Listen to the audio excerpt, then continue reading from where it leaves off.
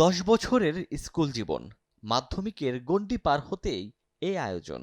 শিক্ষা জীবনের প্রথম পাবলিক পরীক্ষা এসএসসিতে অংশ নিলেন এ কোমলমতিরা। এবছর 11টি শিক্ষা বোর্ডে 19,28,000 পরীক্ষার্থী অংশ নিয়েছেন। নির্ধারিত সময়ের আগেই লাইন ধরে কেন্দ্রে প্রবেশ, প্রফুল্ল মন নিয়ে পাশে দাঁড়িয়ে অভিভাবকরা। সময় শুরু হওয়ার পরপরই প্রশ্নপত্র সরবরাহ করা হয়। উচ্ছ্বাসের সঙ্গে বল পেনের কালিতে উত্তরপত্রে লেখা হচ্ছে উত্তর।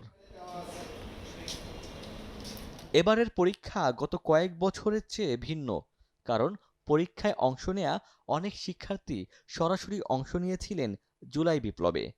ফ্যাসিস্ট সরকারের আমলে প্রশ্নপত্র ফাঁস, টাকা দিয়ে পরীক্ষার হল কেনার যে হরদম বাণিজ্য ছিল তা এবারে নেই। তাই শিক্ষার্থী ও অভিভাবকদের মধ্যে ছিল প্রশান্তি। আজকের এই শিক্ষার্থীরা একদিন দেশ গড়ার কারিগর হবেন, দেশের ভাবমূর্তি অর্জনে অগ্রভাগে ভূমিকা রাখুক এমন প্রত্যাশা বিশিষ্টজনদের।